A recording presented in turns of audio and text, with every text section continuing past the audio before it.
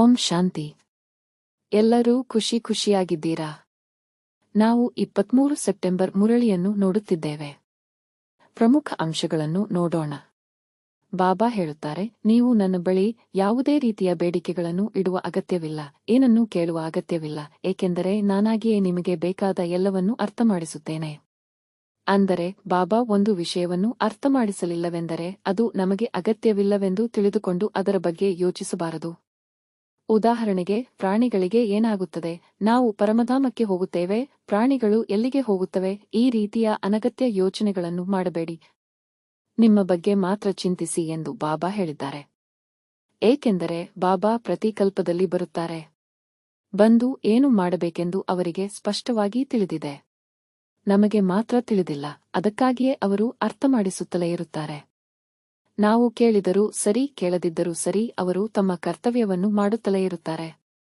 ನಂತರ ಕೆಲವರು ಕೇಳುತ್ತಾರಂತೆ, ಬಾಬಾ ಏನು ಬಾಬಾ, ತುಂಬಾ ಕಟ್ಟುನಿಟ್ಟಾಗಿ ಹೊರಗೆ ತಿನ್ನಬಾರದು ಎನ್ನುತ್ತೀರಿ, ಹೊರಗೆ ಕೂಲ್ ಡ್ರಿಂಕ್ಸ್ ಕುಡಿಯಬಾರದು ಎನ್ನುತ್ತೀರಿ ಎಂದು ಕೇಳುತ್ತಾರಂತೆ. ಆದರೆ ಬಾಬಾ, ನಾನು ಈಗ ಡ್ರೈವರ್ ಆಗಿದ್ದೇನೆ. 2-3 ದಿನ ಹೊರಗೆ ಡ್ರೈವಿಂಗ್ ಹೋಗಿ ಬರಬೇಕಾಗುತ್ತದೆ. ಏನು ಮಾಡುವುದು? ಅದಕ್ಕೆ ಬಾಬಾ ಹೇಳುತ್ತಾರೆ, ಮಗು, ಇಡೀ ಜಗತ್ತನ್ನೇ ಶುದ್ಧೀಕರಿಸುವಷ್ಟು ಶಕ್ತಿ ನಿನಗಿದೆ. ಒಂದು ಆಹಾರವನ್ನು ನಿನ್ನಿಂದ ಶುದ್ಧೀಕರಿಸಲು ಸಾಧ್ಯವಿಲ್ಲವೇ? ದೃಷ್ಟಿ ಕೊಟ್ಟು ಎಂದು ಕೇಳುತ್ತಾರೆ.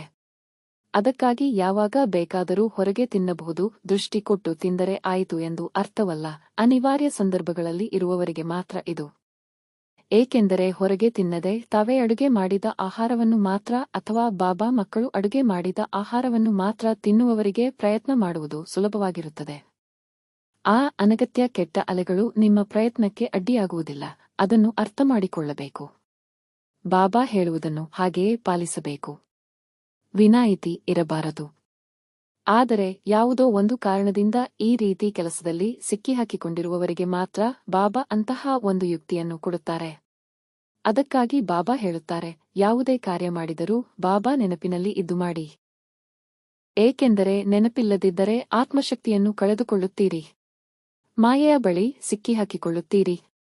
ಉಳಿದಂತೆ ಬಾಬಾ ನೀವು ಇಲ್ಲಿಗೆ ಹೋಗಬಾರದು, ಅಲ್ಲಿಗೆ ಹೋಗಬಾರದು ಎಂದು ಹೇಳುವುದಿಲ್ಲ, ಎಲ್ಲಿಗೆ ಬೇಕಾದರೂ ಹೋಗಿ. ಆದರೆ ಬಾಬಾರ ನೆನಪು ಇರಬೇಕು.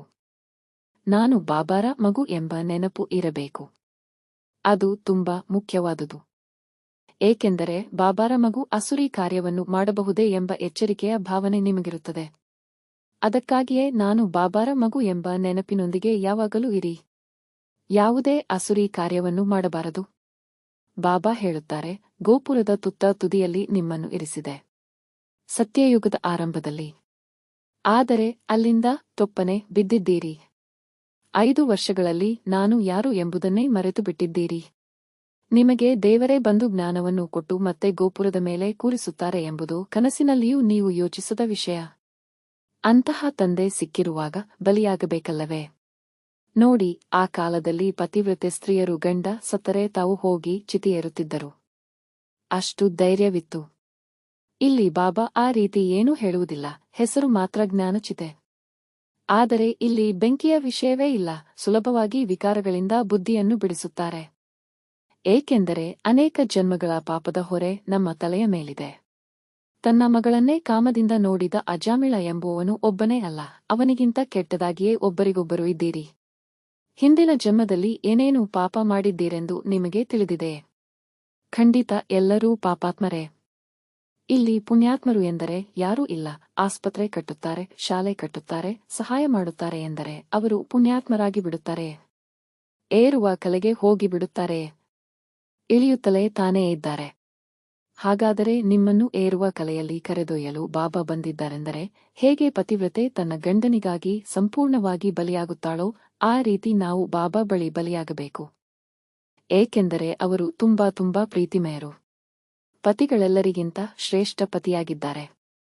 ತುಂಬಾ ಪ್ರೀತಿಯ ಗಂಡಂದಿರಿಗಿಂತಲೂ ಶ್ರೇಷ್ಠ ಪ್ರೀತಿಯ ಗಂಡ, ಪ್ರೀತಿಯ ತಂದೆಯರಿಗಿಂತಲೂ ಶ್ರೇಷ್ಠ ಪ್ರೀತಿಯ ಉನ್ನತ ತಂದೆಯಾಗಿದ್ದಾರೆ. ವಾಸ್ತವವಾಗಿ ಒಬ್ಬ ವೇಶ್ಯೆಗೆ ಜೀವನ ಕೊಟ್ಟರು ಅಂತೆಲ್ಲ ಅನೇಕ ಕಥೆಗಳಿರುತ್ತವೆ. ಆದರೆ ಆತ್ಮಗಳೆಲ್ಲರೂ ಇಂದು ವೇಶ್ಯೆಯರಂತೆಯೇ ಇದ್ದೇವೆ. ನಮಗೆ ಬಾಬಾ ದೇವರು, ಜಗತ್ತಿನ ನಂಬರ್ 1 ಪವಿತ್ರವಂತರೂ ಬಂದು ಜೀವನ ಕೊಡುತ್ತಾರೆ. ನಾವು ಇತರರಿಗೆ ಕೊಡುವುದೇನು? ನಾವೇ ವೇಶ್ಯೆಯರಾಗಿರುವಾಗ ಅಲ್ಲವೇ? ಏನೋ ಇವರು ವೇಶ್ಯೆಯಲ್ಲದ ಹಾಗೆ ಇನ್ನೊಬ್ಬರಿಗೆ ಇವರು ಜೀವನ ಕೊಟ್ಟರು ಎನ್ನುತ್ತಾರೆ. ಬಾಬಾರೇ ನಮ್ಮನ್ನು ವೇಶ್ಯೆಯರಾಗಿದ್ದ ನಮ್ಮನ್ನು ಗೋಪುರದ ತುತ್ತ ತುದಿಯಲ್ಲಿ ಇರಿಸುತ್ತಾರೆ. ದೇವಸ್ಥಾನದಲ್ಲಿ ಇಟ್ಟು ಪೂಜೆ ಮಾಡುವ ಹಾಗೆ ಉನ್ನತಗೊಳಿಸುತ್ತಾರೆ. ಮಕ್ಕಳನ್ನು ಎಬ್ಬಿಸುತ್ತಾರೆ. ಸ್ವರ್ಗಕ್ಕೆ ಯಜಮಾನರನ್ನಾಗಿ ಮಾಡುವ ತಂದೆ ಎಷ್ಟು ಸಾಧಾರಣವಾಗಿದ್ದಾರೆಂದು ಯೋಚಿಸಿ ನೋಡಿ. ಅಲ್ಲವೇ? ನಾರಾಯಣನನ್ನಾಗಿ ಮಾಡುತ್ತಾರೆಂದರೆ ನಾರಾಯಣನಿಗಿಂತ ಉನ್ನತರಾಗಿದ್ದರೆ ತಾನೇ ಮಾಡಲು ಸಾಧ್ಯ. ಆದರೆ ತುಂಬಾ ಸಾಧಾರಣವಾಗಿ ಅಹಂಕಾರವಿಲ್ಲದೆ ಇರುತ್ತಾರೆ. ಆರಂಭದಲ್ಲಿ ಮಕ್ಕಳಿಗೆ ಕಾಯಿಲೆ ಬಂದಾಗ ಬಾಬಾರೇ ಮಕ್ಕಳಿಗೆ ಸೇವೆ ಮಾಡಿದ್ದರಂತೆ. ಯಾವುದೇ ಅಹಂಕಾರವಿಲ್ಲ. ಉನ್ನತರಲ್ಲಿ ಉನ್ನತರು. ಆದರೂ ಮಕ್ಕಳಿಗಾಗಿ ಎಂತಹ ಕರ್ಮವನ್ನಾದರೂ ತಾವಾಗಿಯೇ ಮಾಡುತ್ತಾರೆ ಅಥವಾ ಬ್ರಹ್ಮರ ಮೂಲಕ ಮಾಡಿಸುತ್ತಾರೆ. ಎಷ್ಟು ದೊಡ್ಡ ವಿಷಯ ಅದು ಏತಕ್ಕೆ? ಅದೇ ರೀತಿ ನೀವು ಮಾಡಬೇಕೆಂದು. ಜಗತ್ತಿನಲ್ಲಿ ಅತ್ಯುನ್ನತರು, ಉನ್ನತರಲ್ಲಿ ಉನ್ನತರು ಅವರೇ. ಅವರಿಗಿಂತ ಉನ್ನತರು ಯಾರೂ ಇಲ್ಲ. ಅವರೇ ಅಷ್ಟು ವಿನಮ್ರರಾಗಿದ್ದಾರೆಂದರೆ ನಾವು ಎಷ್ಟು ವಿನಮ್ರರಾಗಿರಬೇಕೆಂದು ಯೋಚಿಸಿ ನೋಡಿ. ಇಂದು ಮಾಯೆಯ ಪ್ರಭಾವ ಎಷ್ಟಿದೆ ಎಂದರೆ ದೇವರೇ ಬಂದು ಹೇಳಿದರೂ ಮನುಷ್ಯರು ಕೇಳುವುದಿಲ್ಲ. ಈ ಕಾರ್ಯವನ್ನು ಮಾಡಬೇಡ ಮಗು ಎನ್ನುತ್ತಾರೆ ಬಾಬಾ. ಆದರೂ ತಲೆಕೆಳಗಾದ ಕಾರ್ಯವನ್ನೇ ಮಾಡುತ್ತೇನೆ ಎಂದು ಸತ್ಯ ಮಾಡಿದ ಹಾಗೆ ಮಾಡುತ್ತಿದ್ದಾರೆ. ಬಾಬಾ ಹೇಳುತ್ತಾರೆ, ಬಾಬಾ ಒಂದು ವಿಷಯವನ್ನು ಮಾಡಬೇಡ ಎಂದು ಹೇಳಿದರೆ ಅದು ಖಂಡಿತವಾಗಿಯೂ ತಲೆಕೆಳಗಾದ ಕಾರ್ಯವೇ ತಾನೇ ಆಗಿರುತ್ತದೆ. ಅದನ್ನು ಅರ್ಥ ಮಾಡಿಕೊಳ್ಳಬೇಕು. ಮಾಯೆ ತುಂಬಾ ಶಕ್ತಿಶಾಲಿ. ಅವನ ರಾಜ್ಯಭಾರ ನಡೆಯುತ್ತಿದೆ. ಅವನಿಂದ ನಿಮ್ಮನ್ನು ರಕ್ಷಿಸಿಕೊಳ್ಳಬೇಕೆಂದರೆ ಮರೆತೂ ಕೂಡ ಬಾಬಾರನ್ನು ಮರೆಯಬಾರದು ಎನ್ನುತ್ತಾರೆ. ಅದರಲ್ಲೂ ನಂಬರ್ 1 ಶ್ರೀಮತ್ ನೀವು ಏನೇ ಮಾಡಿದರೂ ಬಾಬಾರನ್ನು ಮಾತ್ರ ಮರೆಯಬೇಡಿ ಎನ್ನುತ್ತಾರೆ. ಹೊರಗೆ ಏನಿದೆ? ಜಗತ್ತಿನ ರಾಜ್ಯವನ್ನೇ ಬಾಬಾ ಕೊಡುತ್ತಾರೆ. ಮತ್ತೆಂದೂ ಸಿಗುವುದಿಲ್ಲ. ಬಾಬಾರು ಸಿಗುವುದಿಲ್ಲ. ಅವರು ಕೊಡುವ ರಾಜ್ಯವೂ ಎಂದು ಸಿಗುವುದಿಲ್ಲ. ಹೀಗಿರುವಾಗ ಅಂತಹ ತಂದೆಯನ್ನು ಮರೆಯಬಹುದೇ? ಆ ಶಿವ ತಂದೆ ಕೊಡುವ ಸ್ವರ್ಗವನ್ನು ಕಳೆದುಕೊಳ್ಳಬಹುದೇ? ಹಾಗಾದರೆ ಆ ಸ್ವರ್ಗಕ್ಕೆ ಹೋಗಬೇಕು, ದೇವತೆಯಾಗಬೇಕೆಂದರೆ ಈಗಲೇ ದೈವಿ ಗುಣಗಳನ್ನು ಧಾರಣೆ ಮಾಡಬೇಕು. ನೀವು ಮಿಲಿಟರಿಯಲ್ಲಿರಬಹುದು, ಪೊಲೀಸ್ ಇರಬಹುದು, ಆದರೂ ಪ್ರೀತಿಯಿಂದಲೇ ನಡೆದುಕೊಳ್ಳಬೇಕು. ಆದರೆ ಆ ಕೆಲಸದ ಕಾರಣದಿಂದಾಗಿ ಬೇಕಾದರೆ ನೀವು ಗರಿಷ್ಠವಾಗಿ ಸ್ವಲ್ಪ ಕೋಪಗೊಂಡ ಹಾಗೆ ನೋಡಬಹುದೇ ಹೊರತು ಯಾವುದೇ ಕಾರಣಕ್ಕೂ ಹೊಡೆಯಬಾರದು ಎಂದು ಬಾಬಾ ಹೇಳುತ್ತಾರೆ. ಏಕೆಂದರೆ ದೇವತೆಯಾಗಬೇಕು. ಅದನ್ನು ಅರ್ಥ ಮಾಡಿಕೊಳ್ಳಬೇಕು. ಇಲ್ಲದಿದ್ದರೆ ಹೊಡೆಯುವುದು ಸಂಸ್ಕಾರವಾಗಿ ಬಿಡುತ್ತದೆ. ನಂತರ ಹೇಗೆ ಸ್ವರ್ಗದೊಳಗೆ ಬರುತ್ತೇವೆ? ಲೌಕಿಕ ತಂದೆಯ ಹಾಗೆ ನಮ್ಮ ಪಾರಲೌಕಿಕ ತಂದೆ ಶಿವಬಾಬಾರಿಗೂ ಮಕ್ಕಳ ಮೇಲೆ ತುಂಬಾ ಚಿಂತೆ. ಏಕೆಂದರೆ ಇಲ್ಲಿ ಮುಖ್ಯವಾದ ವಿಷಯವೇ ಮಕ್ಕಳು ಶುದ್ಧವಾಗಿರಬೇಕು ಎಂಬುದು. ನೀವು ಲೌಕಿಕ ತಂದೆ ತಾಯಿಯರನ್ನೇ ನೋಡಿ. ಮದುವೆಗೆ ಮುಂಚೆ ಮಕ್ಕಳನ್ನು ಜೋಪಾನವಾಗಿ ಬೆಳೆಸುತ್ತಾರೆ. ಆಗ ಶುದ್ಧವಾಗಿರಬೇಕೆಂದೇ ಅವರು ಬಯಸುತ್ತಾರೆ. ಹಾಗಿದ್ದಾಗ ಬಾಬಾರನ್ನೋ ಪತಿತರನ್ನೂ ಪಾವನ ಮಾಡುವವರೇ ಬನ್ನಿ ಎಂದು ಎಲ್ಲರೂ ಕರೆಯುತ್ತೇವೆ. ಆಗ ಅದು ತಾನೇ ಅವರ ವೃತ್ತಿ. ನೀವು ಅಶುದ್ಧರಾಗಿರುವುದರಿಂದ ತಾನೇ ನನ್ನನ್ನು ಕರೆದಿದ್ದೀರಿ. ಇಲ್ಲದಿದ್ದರೆ ಏತಕ್ಕೆ ನನ್ನನ್ನು ಕರೆಯುತ್ತಿದ್ದಿರಿ? ನಾನು ಬಂದು ಪ್ರತಿ ಕಲ್ಪದಲ್ಲಿಯೂ ನಿಮ್ಮನ್ನು ಶುದ್ಧೀಕರಿಸಿದ್ದರಿಂದ ತಾನೇ ನನಗೆ ಪೂಜೆ ಮಾಡುತ್ತಿದ್ದೀರಿ. ಇಲ್ಲದಿದ್ದರೆ ನೀವು ಏತಕ್ಕೆ ಪೂಜೆ ಮಾಡುತ್ತಿದ್ದೀರಿ ಎನ್ನುತ್ತಾರೆ. ನಂತರ ತುಂಬಾ ಮುಖ್ಯವಾದುದು ಕಾಮಕ್ಕೆ ತೊಂದರೆ ಕೊಡುವ ಗಂಡಂದಿರನ್ನು ಹೇಗೆ ನಿಭಾಯಿಸುವುದು ಎಂಬ ಶ್ರೀಮತನ್ನು ಬಾಬಾ ಸುಂದರವಾಗಿ ಹೇಳುತ್ತಾರೆ. ನಿಮಗೆ ಎಷ್ಟು ಹಿಂಸೆ ನೀಡಿದರೂ ಸಹಿಸಿಕೊಳ್ಳಿ. ಆದರೆ ಶುದ್ಧವಾಗಿರಬೇಕು. ಅದನ್ನು ಅರ್ಥ ಮಾಡಿಕೊಳ್ಳಬೇಕು. ಅನೇಕ ಯುಕ್ತಿಗಳನ್ನು ಹೇಳುತ್ತಾರೆ. ವಿನಮ್ರವಾಗಿ ನಡೆದುಕೊಳ್ಳಿ. ನೀವು ಕೇಳಿ, ಹೆಂಡತಿಗೆ ಗಂಡನೇ ದೇವರು ಎಂದು ಹೇಳುತ್ತೀರಿ. ಹಾಗಾದರೆ ನೀವೇ ದೇವರಾದರೆ ಏತಕ್ಕೆ ಆ ದೇವರ ಬಳಿ ಹೋಗಿ ಬೇಡುತ್ತೀರಿ ದೇವಸ್ಥಾನದಲ್ಲಿ? ಅಂದರೆ ನೀವು ದೇವರಲ್ಲ ಎಂದು ಅರ್ಥ ಬರುತ್ತದೆ. ಮುಂದೆ ತಾಳಿ ಕಟ್ಟುವಾಗ ಏನು ಹೇಳಿದಿರಿ? ನಾನೇ ನಿನಗೆ ಗಂಡ, ದೇವರು, ಗುರು ಎಲ್ಲವೂ ಎಂದಿರಿ. ದೇವರನ್ನು ಪತಿತರನ್ನು ಪಾವನ ಮಾಡುವವನು ಎಂದು ಹೇಳುತ್ತೇವೆ. ಹಾಗಾದರೆ ನೀವೇ ದೇವರಾದರೆ ನಾನು ಶುದ್ಧವಾಗಿರಲು ಬಯಸುತ್ತಿರುವಾಗ ಅದನ್ನು ಏತಕ್ಕೆ ತಡೆಯುತ್ತೀರಿ? ನೀವು ನನ್ನನ್ನು ಶುದ್ಧೀಕರಿಸುವವರಾಗಿ ಬಿಡಿ ಎಂದು ಪ್ರೀತಿಯಿಂದ ವಿನಮ್ರವಾಗಿ ಮಾತನಾಡಿ ಎನ್ನುತ್ತಾರೆ. ತುಂಬಾ ಮುಖ್ಯವಾದುದು. ಬಾಬಾ ಹೇಳುವುದನ್ನು ಒರಟಾಗಿಯೂ ಹೇಳಬಹುದು ಅಲ್ಲವೇ? ಆದರೆ ನೀವು ವಿನಮ್ರವಾಗಿ ಹೇಳಬೇಕು, ಪ್ರೀತಿಯಿಂದ ಹೇಳಬೇಕು. ಅದನ್ನು ಮೀರಿ ಅವರು ಕೋಪಗೊಂಡರೆ ಯಾವುದಕ್ಕೋ ಆಗ ಅವರ ಮೇಲೆ ಹೂವುಗಳನ್ನು ಸುರಿಸಿ. ಅಂದರೆ ಸಿಹಿಯಾದ ಮಾತು, ಅವರ ವಿಶೇಷ ಗುಣಗಳ ಮಹಿಮೆ ಮಾಡಿ. ಆಗ ಆ ವಿಶೇಷ ಗುಣವು ಮೇಲುಗೈ ಸಾಧಿಸಿದಾಗ ತಾನಾಗಿಯೇ ಅಸುರಿ ಗುಣವು ಕೆಳಗಿಳಿದು ಹೋಗುತ್ತದೆ. ಅದೇ ರೀತಿ ಕೆಲವು ಬಾರಿ ನಿಮ್ಮನ್ನು ಹೊಡೆಯುತ್ತಾರೆ ಎಂದರೆ ಈ ರೀತಿ ನೀವು ಪ್ರೀತಿಯಿಂದ ವಿನಮ್ರವಾಗಿ ಇರುವಾಗ ಅವರೇ ವಿಷಾದಿಸುತ್ತಾರೆ, ಪಶ್ಚಾತ್ತಾಪಪಡುತ್ತಾರೆ. ನಾವು ಎಷ್ಟು ಕಾಮದ ಆವೇಶದಲ್ಲಿ ಹೆಂಡತಿಯನ್ನು ಹೊಡೆದು ಬಿಟ್ಟೆವು, ಎಷ್ಟು ಪ್ರೀತಿಯವಳು, ಈಗಲೇ ದೇವತೆಯನ್ನು ನೋಡಿದ ಹಾಗೆ ಇದೆ, ಇವಳು ಸಿಗಲು ನಾನು ಪುಣ್ಯ ಮಾಡಿರಬೇಕೆ, ಆ ದೇವತೆಯನ್ನೇ ಹೊಡೆದಿದ್ದೇನಲ್ಲ ಎಂದು ಖಂಡಿತವಾಗಿಯೂ ಭಾವಿಸುತ್ತಾರೆ. ನಂತರ ಬಾಬಾ ಹೇಳುತ್ತಾರೆ, ಹೇಗೆ ಈ ಸಾರಾಯಿ ಕುಡಿದರೆ ಮತ್ತೇರಿ ತಾನು ದೊಡ್ಡ ರಾಜನೆಂದು ಭಾವಿಸುತ್ತಾರೋ ಅದಕ್ಕಿಂತ ಕೆಟ್ಟ ವಿಷ ಈ ಕಾಮ ಎನ್ನುತ್ತಾರೆ. ಏಕೆಂದರೆ ಒಮ್ಮೆ ಅಭ್ಯಾಸವಾಗಿ ಬಿಟ್ಟರೆ ಅವರಿಂದ ಬಿಡಲು ಸಾಧ್ಯವೇ ಆಗುವುದಿಲ್ಲ, ಅಷ್ಟು ಮತ್ತೆ ಇರುತ್ತದೆ. ಮತ್ತೆ ಮತ್ತೆ ಕಾಮದಲ್ಲಿ ಬೀಳುತ್ತಲೇ ಇರುತ್ತಾರೆ. ಅದರಿಂದ ಹೊರಗೆ ಬರಲು ಹೆಚ್ಚಿನ ಪರಿಶ್ರಮ ಬೇಕಾಗುತ್ತದೆ. ಯೋಗ ಬಲವಿಲ್ಲದೆ ಯಾರಿಂದಲೂ ತಮ್ಮ ಕರ್ಮೇಂದ್ರಿಯಗಳನ್ನು ವಶಪಡಿಸಿಕೊಳ್ಳಲು ಸಾಧ್ಯವಿಲ್ಲ ಎನ್ನುತ್ತಾರೆ. ನೆನಪು ಇರುತ್ತಲೇ ಇರಬೇಕು.